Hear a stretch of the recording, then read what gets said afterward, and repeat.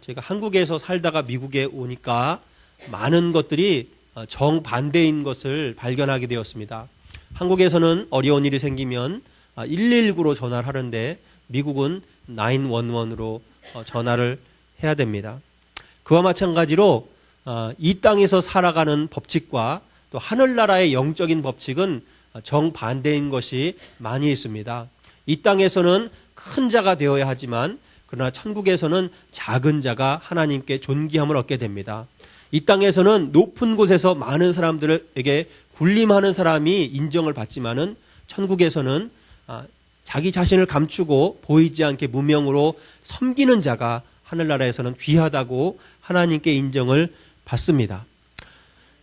이 땅에서는 깨어지면 쓸모가 없다고 사람들에게 버림을 받지만은 그러나 하나님은 깨어진 자를 사용하십니다. 영적인 세계에서는 깨어진 사람이 쓸모가 있고 깨어진 사람에게 은혜가 임하고 깨어진 사람을 하나님이 붙들어 사용하십니다. 그래서 하나님은 성도들을 늘 깨뜨리십니다. 우리가 혹시 잘 모를 때에는 예수님을 믿으면 모든 것이 만사형통이고 장미꽃밭을 걸어가면서 장미꽃 냄새를 맡으면서 이렇게 행복한 길을 갈 거라고 생각을 하지만은 그러나 예수를 믿는다고 해서 항상 그런 길을 가는 것이 아닙니다. 물론 기도가 응답이 되고 기적이 일어나고 놀라운 일들을 경험하게 되지만 그러나 예수님을 믿는 그 믿음의 여정은 때로는 고난과 환난이 순간순간 나에게 닥쳐올 때가 많은 것이 사실입니다. 때때로는 마치 황량한 사막에 나 홀로 서 있는데 주위를 아무리 둘러봐도 나를 도와주는 사람도 없고 내 동지가 되어주는 사람도 없이 뜨거운 땡볕을 받으면서 그렇게 있는 것처럼 느껴질 때가 많이 있습니다. 때로는 험한 비바람을 맞아서 내가 이쪽으로 휘청 저쪽으로 휘청 이렇게 넘어가는 것처럼 느껴질 때도 있습니다. 때로는 막 커다란 집체 같은 파도가 나에게 막 이렇게 덮쳐오는데 넘어지지 않으려고 기를 쓰고 버텨서 이번 파도는 간신히 넘어갔지만 또 파도가 올 것 같은데 다음 파도에는 과연 내가 넘어지지 않고 서 있을 수 있을까? 저의 경험에서 저의 길지 않은 삶을 살아왔는데도 그렇게 느껴질 때가 종종 있었습니다. 그러나 하나님은 우리를 싫어서도 아니고 우리를 저버려서도 아니고 하나님의 사랑하는 백성과 자녀들을 그러한 과정을 지나가게 하시고 그것을 통해서 우리를 깨뜨리시는 것입니다. 왜냐하면 깨뜨려져야 하나님이 은혜를 주시고 축복하시고 사용하실 수 있기 때문입니다. 성경을 자세히 살펴보고 교회 역사를 살펴보면 실제로 하나님께 크게 쓰임받은 사람들은 이런저런 고난과 환난을 통해서 하나님께 깨뜨림을 당하고 그리고 하나님께 쓰임받았다는 것을 알 수가 있습니다. 하나님이 아브라함을 75세에 부르셨는데 25년 동안 여기저기 깨어지고 나서 100세에는 온전히 하나님께 순종하는 믿음의 사람이 되었습니다. 야곱은 외삼촌 라반의 집에서 20년 동안 처가살이를 했는데 자기 피부친 가족에게 10번이나 사기를 맞습니다. 우리가 사람들에게 한 번 사기당하고 두 번 사기당하면 그 사람하고 어떻게 얼굴을 보고 살 수가 있겠어요?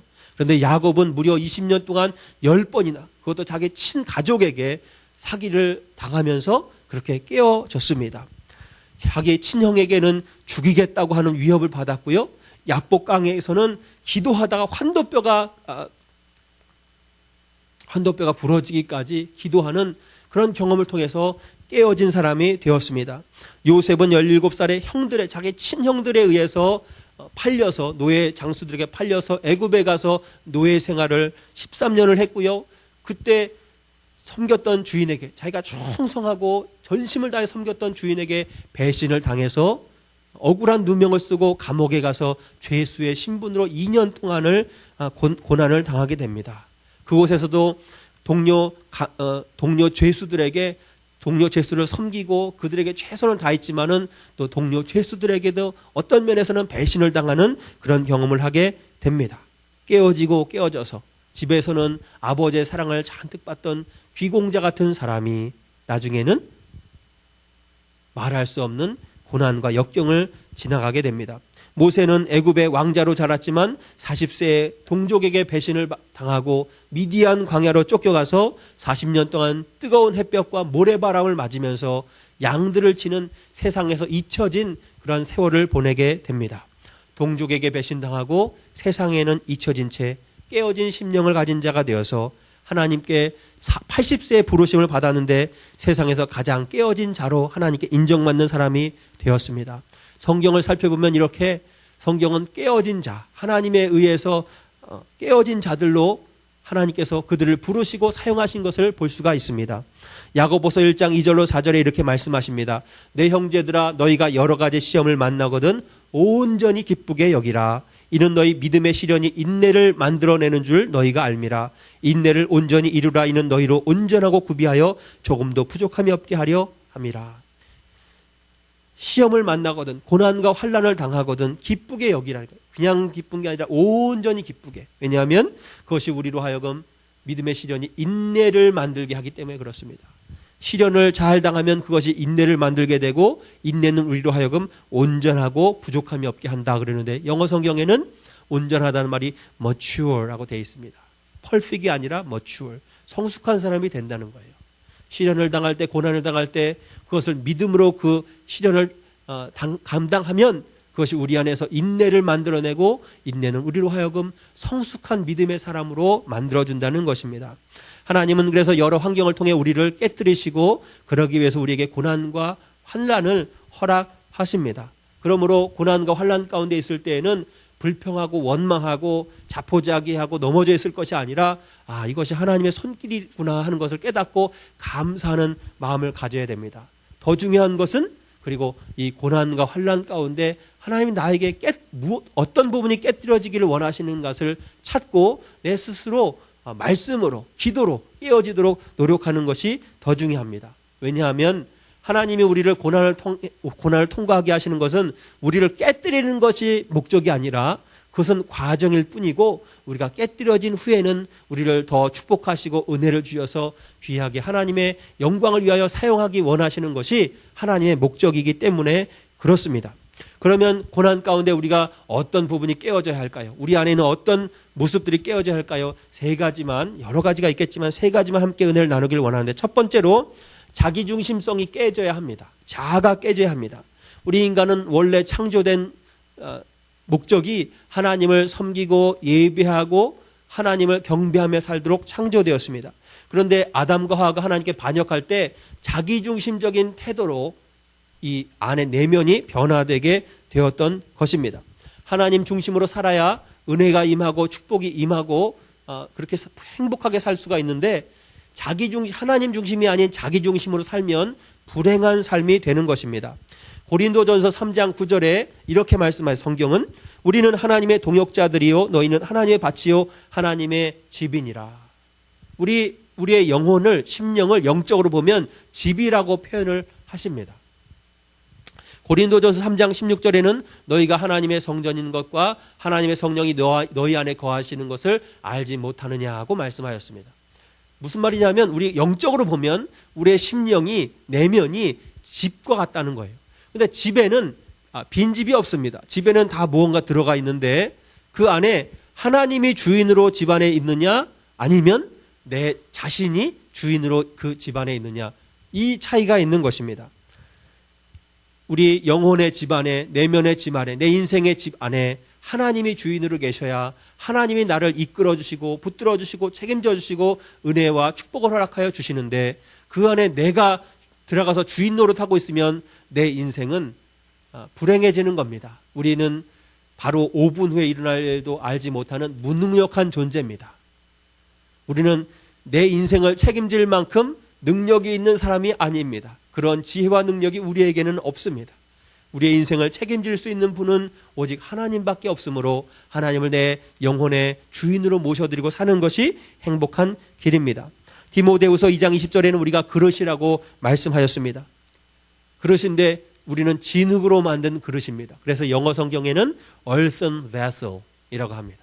질그릇이라는 말입니다. 질그릇, 다이아몬드가 아니고 진흙 한 덩어리로 만든 그릇입니다.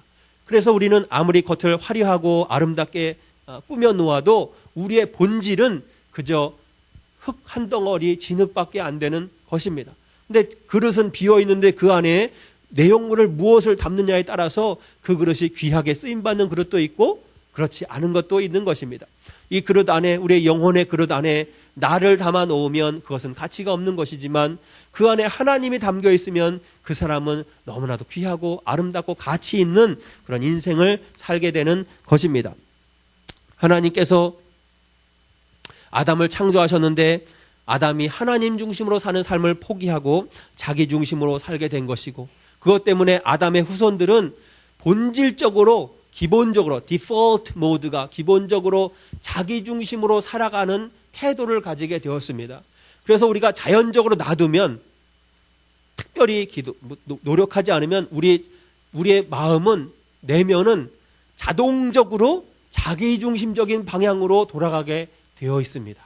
그러므로 끊임없이 내 자신을 말씀으로, 예배로, 기도로 하나님 중심으로 돌아가도록 내 자신을 끊임없이 내 자신을 돌아보고 노력해야 됩니다. 그런데 이 자기중심적이라고 하는 것은 쉽게 변화되지가 않습니다. 그냥 하나님 중심을 하십시오 이렇게 말로 한다고 해서 그 사람이 변화되지 않습니다. 그래서 하나님은 약간 극단적인 방법을 사용하시는데 그것이 고난과 환난, 이런 방법을 통해서 우리 안에 있는 자기중심성을 깨뜨리는 것입니다. 세상에 나가서 사람들에게 예수님 믿으세요, 하나님 믿으세요 그러면 그거는 저기 못난 사람들이나 그렇게 믿는 겁니다. 자기 스스로 인생을 살 수 없으니까, 무능력하니까, 무지하니까, 무식하니까 그렇게 자기 힘으로 못 살고 이렇게 약한 사람들이나 하나님을 믿는 거라고 사람들은 그럽니다. 얼마나 자기 자신에 대한 그런 자신감이 넘치는지 모릅니다. 예수 믿는 사람들은 그 못난 사람들이 그 신을 찾는 거라고 그렇게 합니다. 그런 사람들은 어떻게 해야 될까요? 고난을 당해서 한번 와장창 깨져보면 아이고 제가 한계가 많은 사람이군요. 제 힘으로는 인생을 살 수가 없군요. 하나님 저를 도와주십시오. 붙잡아 주십시오. 저를 구원해 주십시오. 하고 자기 중심성이 깨지고 그때 하나님을 비로소 찾게 되는 것입니다. 저와 여러분도 사실은 마찬가지입니다. 우리가 하나님을 믿지만은 얼마나 시시때때로 하나님 중심이 아니라 내 중심으로 돌아갈 때가 많은지 모릅니다. 육의 사람은 자기 중심적이고 영적인 사람은 하나님 중심입니다. 하나님의 자녀들은 그러므로 하나님이 그 본인들이 원치 않아도 하나님이 자꾸 이 모양 저 모양으로 고난을 통해서 그 사람의 자기 중심적인 부분을 깨뜨리시는 것입니다. 그래서 크게 사용할 사람은 크게 와장창 깨뜨리고 좀 작게 사용할 사람은 조금씩 이렇게 깨뜨리시는 겁니다. 정도의 차이는 있겠지만 하나님의 사랑하는 백성들은 하나님이 사랑하시기 때문에 하나님이 고난을 허락하셔서 깨뜨리는 것입니다. 두 번째는 하나님이 어떤 부분을 깨뜨리기 원하시냐면 우리 안에 있는 교만을 깨뜨리기를 원하십니다. 그래서 겸손한 자가 되기를 원하십니다. 성경에서 가장 중요한 말씀이 십계명이라고 볼 수 있는데 십계명의 첫 번째와 두 번째 계명이 우상 숭배에 관한 내용입니다. 우리가 어느 정도 교회를 오래 다니면 적어도 나무나 쇠나 돌로 만든 눈에 보이는 우상을 모시고 그 우상에게 절하고 그 우상을 섬기지는 않습니다. 그 정도는 하지 않습니다. 그러나 눈에 보이지는 않을지라도 눈에 안 보이는 보이지 않는 우상은 우리가 다 섬길 때가 사실 많습니다. 저를 포함해서.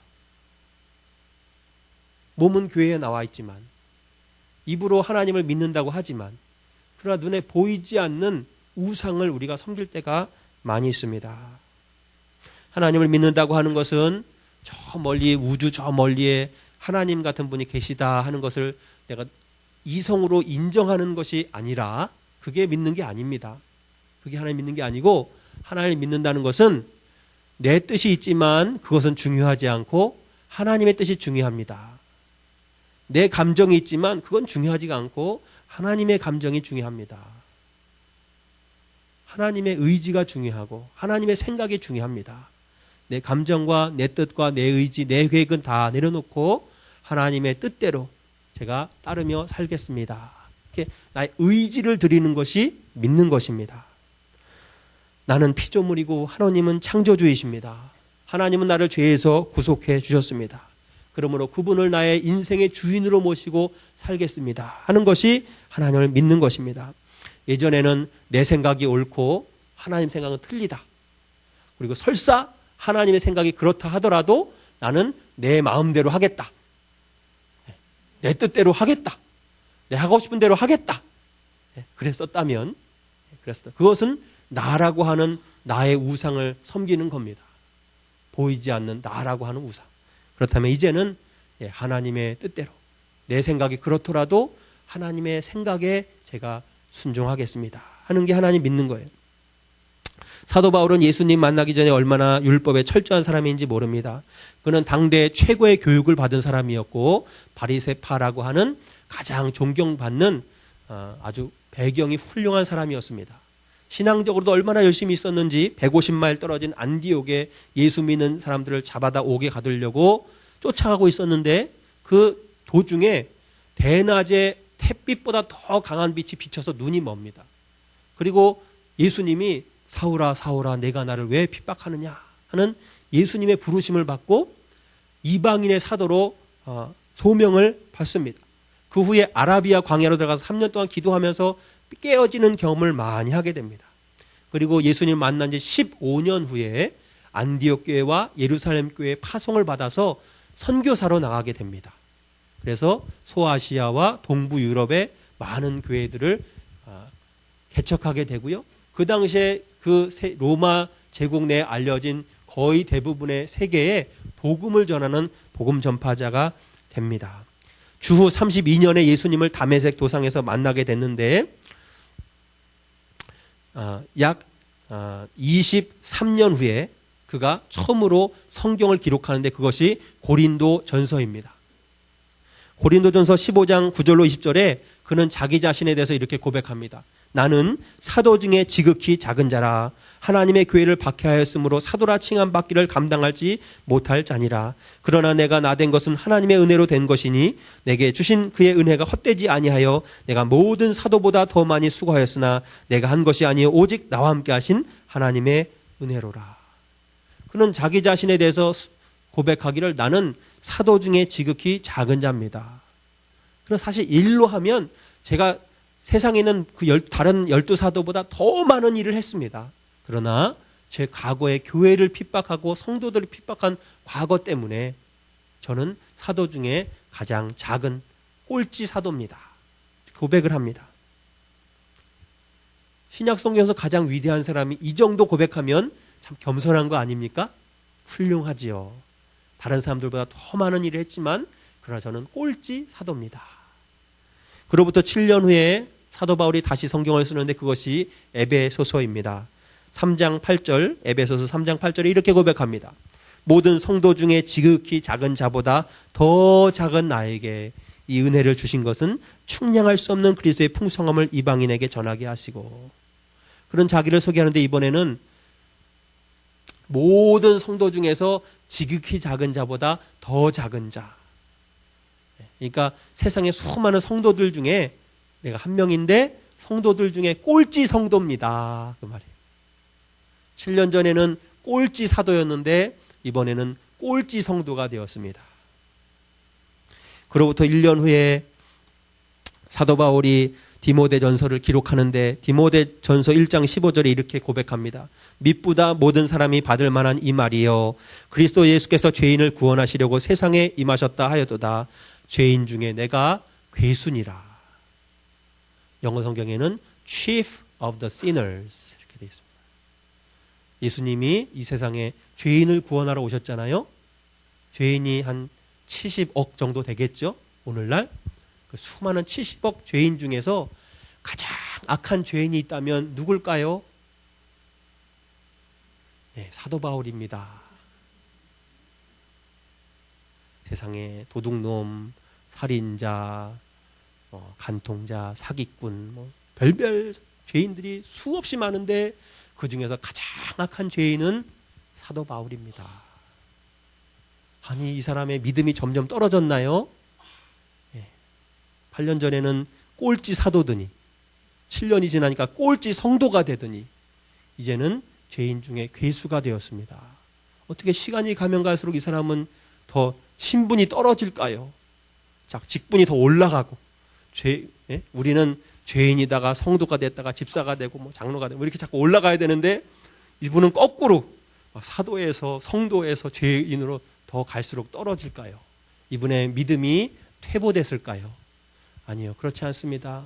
이분은 그분의 신앙이 너무너무 깊어져서 하나님 앞에 너무 가면 갈수록 자신이 죄인이라는 사실을 철저히 깨달은 겁니다. 우리가 예수님의 십자가의 보혈로 죄를 용서함 받은 것이지, 우리 안에 있는 죄가 완전히 없어진 것이 아닙니다. 아무리 은혜를 받아도 우리는 여전히 죄인이고 내 안에 죄성이 남아 있습니다. 뜨겁게 기도할 때는 성령의 은혜가 나한테 머물러 있지만 그 은혜 열기가 사라지고 나면 내 안에 있는 죄성이 다시 금방 드러날 뿐입니다. 금식 오랫동안 하면 힘이 빠져서 죄 지을 생각이 별로 없지만 밥 한 끼 먹으면 바로 내 안에 죄성이 금방 나오는. 예수님 다시 오셔서 우리의 몸이 영화로운 몸으로 변화될 때까지는 우리 안에 죄성은 그대로 남아있고 하루에도 수없이 생각으로 행동으로 죄를 짓는 죄인일 뿐입니다. 방에서 커튼으로 창문을 닫아 놓으면 방 안이 깨끗한 것 같지만, 그러나 커튼을 거치면 밝은 햇살이 싹 방 안에 들어오면 방 안에 수없이 많은 먼지들로 가득 차다는 것을 알 수 있는 것처럼, 우리가 하나님 앞으로 가면 갈수록, 하나님께 가까워지면 가까워질수록 하나님의 영광 앞에, 말씀의 빛 앞에 나는 죄인이구나 하는 것을 깊이 깨닫게 되어지고 겸손해질 수밖에 없는 겁니다. 스스로 겸손해지지 못하면 하나님이 우리를 강제적으로, 우리의 의사와 반해서 강제적으로 겸손하게 만드시는데, 어떤 방법을 사용하시죠? 극단적인 방법을, 고난을 통해서 우리를 깨뜨리시면 우리의 교만이 깨어지고 겸손함을 알게 되는 겁니다. 왜 겸손해져야 되냐 하면, 겸손해야 더 큰 은혜를 줄 수 있기 때문에 그렇습니다. 야고보서 4장 6절에 그러나 더욱 큰 은혜를 주시나니, 그러므로 일렀으되 하나님이 교만한 자를 물리치시고 겸손한 자에게 은혜를 주신다 하였느니라. 큰 은혜는 누구에게 임할까요? 크게 겸손한 자에게. 교만하면 사람도 물리치고, 교만한 사람 좋습니까? 우리도 싫죠? 우리도 교만해서 잘난 척하고 자기 자랑하고 교만한 사람은 우리도 싫고 하나님도 싫으시답니다. 그런 사람은 하나님도 물리치신답니다. 그리고 하나님은 누구에게 은혜를 주시냐면, 큰 은혜를 주시냐면 겸손한 자에게. 큰 은혜를 받으려면 크게 겸손은 말이 좀 이상하죠? 더 낮아지. 은혜를 받고 싶으면 받고 싶을수록, 축복을 받고 싶으면 받고 싶을수록 더 낮아지고 더 겸손해지고, 그래야 하나님이 더 큰 은혜와 축복을 주시는 겁니다. 그런데 우리가 스스로는 그걸 잘 못하니까 하나님이 도와주시기 위해서 고난과 환난을 통해서 우리 안에 있는 교만을 깨트리십니다. 세 번째로, 하나님이 우리 안에 있는 혈기가 깨트려지기를 원하십니다. 하나님은 우리가 온유한 자가 되기를 원하십니다. 우리가 깨어지기 전에는 저와 여러분이 다 정도의 차이가 있지만, 과격하고 거칠고 사납고 화내고 고집부리고 완악하고 이런 부분들이 정도의 차이가 있지만 다 있었습니다. 그래서 자기 마음대로 행동하고 다른 사람 말 안 듣고 자기 멋대로 행동하고 그랬습니다. 근데 세상에서도 짐승의 세계를 이렇게 보면 늑대, 곰, 막 이렇게 무서운 짐승들은 어떻게 살까요? 산속에 숨어서 사람들을 피해서 외롭고 쓸쓸하게 밤에 이슬을 맞아가며 삽니다. 그런데 토끼, 강아지, 이렇게 온유한 짐승들은 어떻게 살까요? 집에서 편안하게 사람들의 보호와 사랑과 공급을 받아가면서 때 되면 수의사한테도 데려가서 주사도 놔주지요. 영양가 있는 사료 주지요. 때로는 막 침대에 같이 올라와서 같이 주인하고 껴안고 자지요. 얼마나 사랑을 받으면서 많이 사는지 모르겠어요. 짐승도 거칠고 사나우면 왕따가 되고요. 짐승의 세계도 그런데 사람의 세계도 마찬가지입니다. 거친 사람, 과격한 사람 가까이 하기 어렵습니다. 어떻게 될지 모르겠죠. 갑자기 막 화내고 이러면 감당이 안 되니까. 사람들도 세계에서도 그런 사람은 외톨이가 되는 거고, 하나님도 그런 사람은 사용하기가 어렵습니다. 하나님의 일을 하다 갑자기 막 폭발해버리면 어떻게 되겠어요? 하나님의 일이. 하나님이 사용하시기 전에 그런 사람은 어떻게 하셔야 될까요? 깨뜨려서 혈기가 사라지고 온유한 사람이 되도록 하나님이 만드십니다. 모세는 당시 최고의 강대국인 애굽의 왕자로 자랐습니다. 최고의 교육과 화려함 속에 자랐는데, 그러니까 그 안에 막 혈기가 다스려지지가 않아서 자기 동족 히브리 사람을 괴롭히는 애굽 사람을 한 주먹에 때려 죽였습니다. 야, 이렇게 혈기가 방자한 사람을 저는 못 봤습니다. 우리 가운데서 보기 드문 사람인데 성경의 인물 중에 이런 사람이 있었어요. 자기는 나름대로 의롭다고 했겠지요. 선한 일을 한다고, 하나님의 일을 한다고 했겠지요. 그러나 결국은 그것 때문에 동족에게도 배신을 당하고 미디안 광야로 쫓겨가서 40년 동안 외롭게 세상에 잊혀진 채 외롭게 양치는 잊혀진 세월을 살아야만 했습니다. 혈기 있는 사람, 거친 사람, 이런 사람은 이런 결과를 낳게 되는 겁니다. 그가 40년 동안 미디안 광야에서 처음에는 막 소리도 지르고 그랬을지도 모르죠. 돌멩이도 막 던지고, 하나님 나한테 이럴 수가 있냐고, 내가 그럼 근데 혼자서 막 하다 혼자 지치는 거겠죠. 혼자 돌멩이도 던지고 발로 차고 막 소리도 와 지르고, 근데 아무도 받아주는 사막에서 아무도 안 받아주니까 나중에 힘이 다 빠지고 깨어질 대로 깨어진 사람이 되었습니다. 하나님이 40년 후에 모세를 다시 부릅니다. 완전히 깨어지고 난 후에. 큐티하다가 어떤 말씀이 은혜가 되고 그런 것도 아니고, 기도하다가 마음에 감동이 된 것도 아니고, 가시덤불 불 속에서 직접 하나님이 음성으로 부르시는 거예요. 모세야, 이제 가서 내 민족을 구하거라. 옛날 같았으면 하나님이 아이고 할렐루야 저를 사용하여 주옵소서 이랬을 텐데, 모세가 뭐라고 대답하냐면, 주여 보낼 만한 자를 보내소서. 저는 그런 사람이 아닙니다. 하나님이 아무리 능력이 있어도 저 같은 사람은 쓸 수가 없습니다. 80이 다 돼서 지팡이 짚고 내 몸 하나 건사하기도 힘듭니다. 완전히 깨진 사람이 되었는데, 그 사람 통해서 지팡이 짚는 80세 노인을 통해서 150만 명의 이스라엘을 그 당시 최고의 강대국인 애굽에서 구원하는데 쓰임받는 사람이 되었습니다. 민수기 12장 3절에 보면 그런 모세를 하나님이 뭐라고 하시냐면, 그의 온유함이 온 지면에서 승하더라. 이 세상에 수많은 70억의 사람을 내가 다 보아도 그만큼 온유한 사람이 없구나. 이 세상에 그의 온유함이 가장 승하구나. 그런 사람 하나님이 사용하십니다. 하나님은 부드러운 사람을 사용하십니다. 온유한 사람을 사용하십니다. 요셉은 아버지의 편애를 받아서 이기적인 사람이 됐고요. 자기 형들이 어떻게 생각을 하든 말든 아버지한테 사랑받은 거 다 얘기하고요. 하나님한테 무슨 은혜 받은 거 다 얘기하고요. 저는 좋겠지만 못 받은 형들은 어떻겠어요? 사랑받은 저는 좋겠지, 은혜 받은 저는 좋겠지, 성령 받고 은혜 받고 좋겠죠 저는. 근데 못 받은 사람은 어떻게 하냐고요. 그거 다 얘기하니까 사람들이 싫어하고, 형들이 싫어하고 따돌리고, 너 잘났다 그러고. 그래서 형들한테 미움을 받아서 노예로 팔려갔습니다. 그리고 17년 노예살이, 2년 감옥살이, 19년 했는데 온 세상이 흉년이 드니까 형들이 요셉한테 곡식을 사러 왔습니다. 아마 여러분은 모르겠습니다. 훌륭한 분들이니까. 저 같으면 이런 나쁜 놈들, 19년 동안 내가 매일 이를 갈면서 이날만 오기를 기다렸다. 역시 하나님은 정의로운 하나님이시구만. 본때를 보여줘야지. 이렇게 했을 텐데, 요셉은 그릇이 다른 사람입니다. 깨질 대로 깨져서 온유한 사람이 됐어요. 형님들 걱정하지 마십시오. 형님들이 악을 행했지만 하나님은 선하게 바꿔주셨습니다.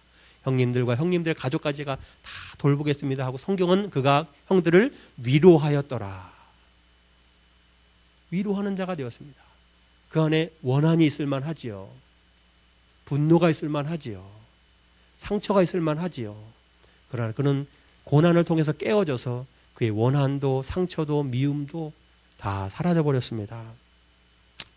온유하고 따뜻한 사람 하나님이 축복하시고 사용하십니다. 마태복음 5장 5절에 온유한 자는 복이 있나니 저가 땅을 기업으로 받을 것이며 했습니다. 이 세상에서 이 땅의 기업을 누가 누리게 됩니까? 온유한 자가 누리게 됩니다. 막 내가 막 힘을 쓰고 막 하고 그런 사람이 땅의 기업을 누리는 것이 아니라 하나님은 누구에게 땅의 기업을 주실까요? 온유한 사람, 따뜻한 사람, 부드러운 사람, 이런 사람에게 하나님이 땅의 기업을 허락하십니다. 왜 그러면 하나님이 우리를 이렇게 깨트리실까요? 우리가 전적으로 하나님을 의지하기 위해서 우리를 깨트리십니다.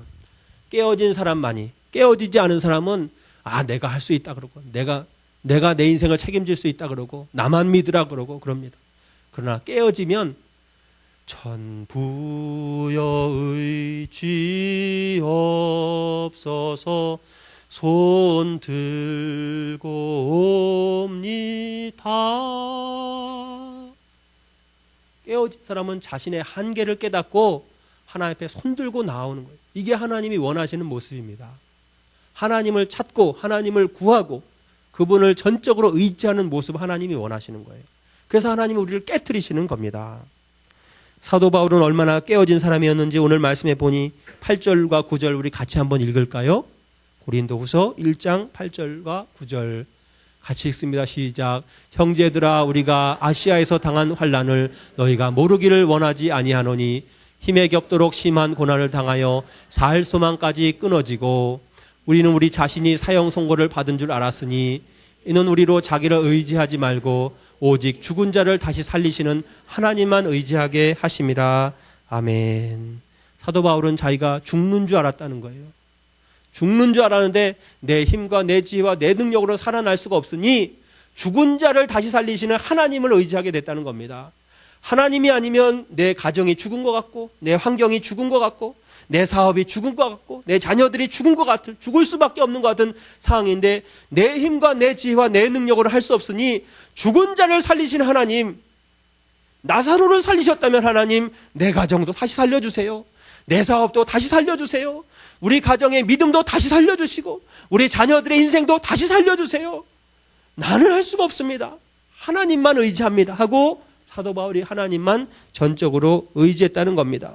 사람들은 그냥 내버려두면 자신의 지혜와 지식과 능력과 경험을 의지하고 자신만만히 합니다.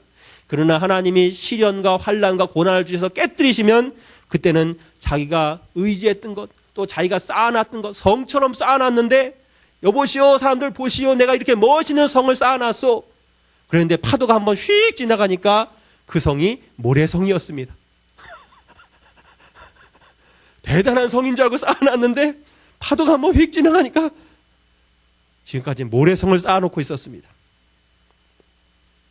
그래서 아이쿠야 내 힘으로는 내 인생을 살 수가 없구나 하고 하나님 앞에 항복하고 하나님을 전적으로 의지할 수밖에 없습니다. 인간은 깨어지면 깨어질수록 더 깊이 하나님을 의지하게 되고 자기 무력함을 깨달으면 깨달을수록 하나님 앞에 나와서 하나님을 믿고 하나님의 귀한 그릇이 됩니다. 그래서 성도의 일생은 정도의 차이는 있을지라도 전부 다 계속 깨어지는 과정의 연속입니다. 깨어지면 깨어질수록 영적인 사람이 되고 성숙한 사람이 됩니다. 하나님께 순종과 믿음이 자라게 되고 그것 때문에 하나님께 은혜를 받고 축복을 받고 더 큰 그릇으로 하나님께 쓰임받게 됩니다. 하나님은 그래서 깨어진 사람을 찾습니다. 하나님께 붙들린 사람은 계속해서 깨어집니다. 그리고 깨어진 만큼 은혜와 축복이 임합니다. 아이들을 보면 지혜로운 아이들이 있고 어리석은 아이들이 있는데 대체로 여자아이들이 더 눈치가 빠릅니다. 얘야 학교 갔다 와서 숙제해라. 누가 처음에 다 하겠어요? 안 하지요.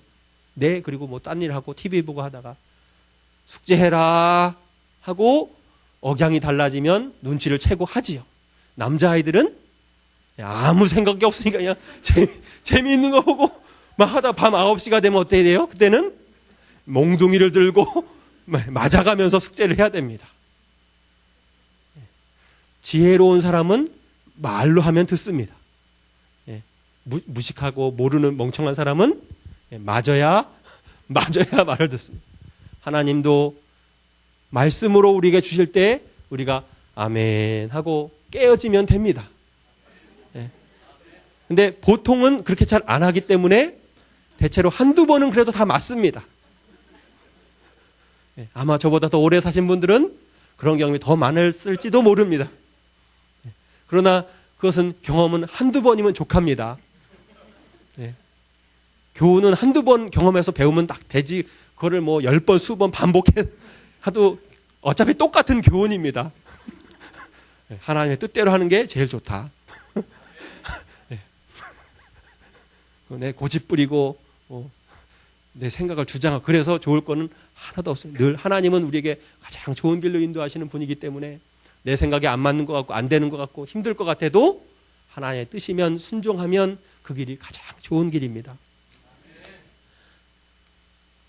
제가 중학교 3학년 때 저희 아버님이 개척을 하셨는데, 개척교회 하면 한국은, 미국은 이렇게 이게 환경이 좋지만 한국은 아주 지하에다가 해서 불 끄면 바로 눈앞도 안 보일 정도로 아주 깜깜한 지하에 곰팡이 쓸고 물 흘러내리는 그런 지하에 개척을 했습니다. 너무 힘들지만, 환경적으로는 힘들지만 영적으로는 좋은 환경이었어요. 너무 은혜스러운 환경이었는데, 고등학교 1학년 때 어느 날 수요 예배를 마치는데 제 마음에 성령을 받아야 되겠다, 그런 감동이 왔어요. 근데 하나님이 그런 감동 주신 것 같아요. 성령이 뭔지도 잘 모르는데 하여간 성령을 받아야 되겠다는 마음 감동이 들어서 수요 예배 끝나고 밤 10시에 성전에 아무도 없는, 깜깜한 성전에 아무도 없는데 무릎 꿇고 앉아 하나님 저에게 성령을 주세요, 성령을 주세요 하고 밤새도록 기도를 하면서 새벽 5시까지 안 자고 무릎 꿇고 하는, 성령을 주세요. 근데 성령 안 주셨어요. 근데 마음은 더 막 다급해 올라요. 마음이 갈급하고, 뭔지는 뭐 성령이 뭔지도 모르고 성령 받으면 어떻게 되는지도 모르는데 하여간 성령은 꼭 받아야 되고 안 받으면 막 죽고 싶. 두 번째 날도 또 10시에 밤에 가서 교회에 가서 무릎 꿇고 앉아서 하나님 성령을 주세요, 성령 안 주면 저 죽을 거예요 막 그러면서 위협도 하면서 성령을 달라고 막 했는데 안 주셨어요. 새벽 5시까지 7시간이죠. 7시간은 무릎 꿇고 성령을 주세요 하고 기다렸는데 안 주셨어요. 와, 마음은 더 막 다급해지고 괴로웠어요. 세 번째 날 또 갔어요. 교회 가서 밤 10시에 가서 또 하나님 나 진짜 성령 안 주시면 저 진짜 어떻게 될지 몰라요. 막 죽을 것 같아요. 죽고 싶어. 막 그러면서 성령을 달라고 막 기도하는데 모르겠어요. 한 새벽 2시, 3시 정도 됐을 것 같아요. 근데 갑자기 어렸을 때 우리 어릴 때 시골에 살았거든요. 근데 옆집에 농사 짓는 옆집에 홍당무 기르는 밭이 있었는데 제가 가서 몰래 사람들 안 볼 때 그거 몇 개 빼먹은 거 있었거든요. 그게 갑자기 생각이 나는 거예요. 아니, 그리고 그게 너무 큰 죄인 거예요. 가만 생각해보니 왜 그런지 모르게 마음에 너무 찔림이 되고, 그래서 하나님 죄송, 제가 너무 죄를 졌다고. 또 엄마 지갑, 엄마 외투에 돈도 훔쳐가지고 뭐 사 먹은 적도 있었고,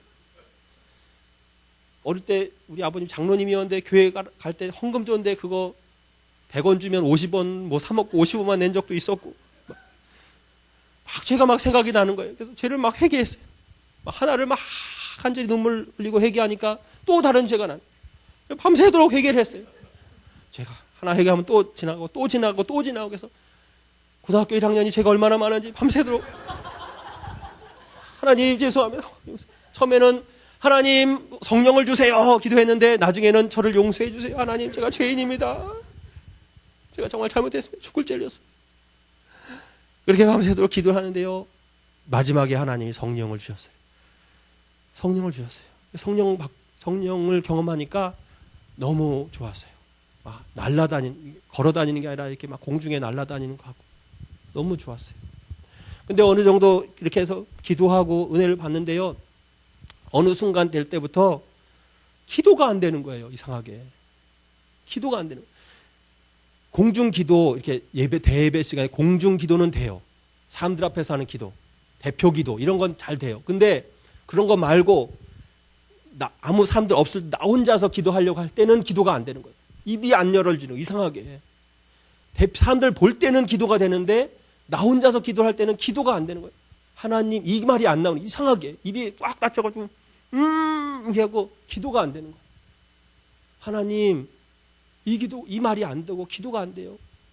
그래서 새벽기도 끝나더니 뭐 이렇게 사람들 없을 때 혼자 앉아서 무릎을 꿇고 기도합니다. 근데 기도는 안 되고 신음소리만 내는데 2시간씩 거의 매일같이 1시간 아니면 2시간씩 무릎 꿇고 막 신음소리만 내요. 하나님. 그게 1년 동안을 그렇게 했어요. 그게 제일 고통스러운 거예요.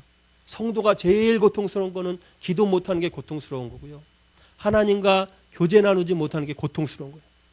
너무 고통스러워. 하나님, 속으로는 하나님, 저에게 은혜를 주세요.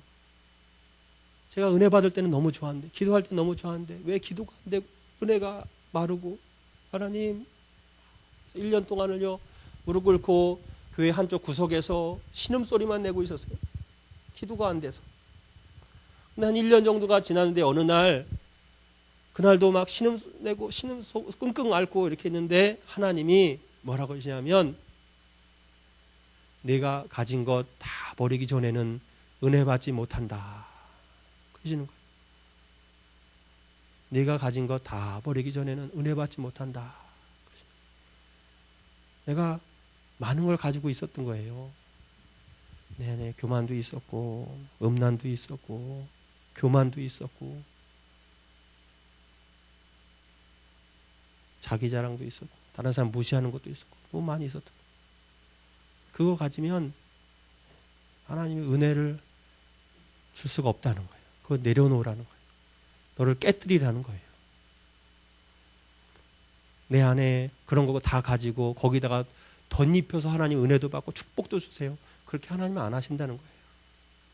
그거 버리고, 그거 내려놓고, 그거 깨뜨리고, 이 안에 자아도 깨뜨리고, 교만도 깨뜨리고, 그리고 하나님이 은혜 주시고 축복해 주신다는 거예요. 우리 시간에 찬양 같이 하기를 원하는데요.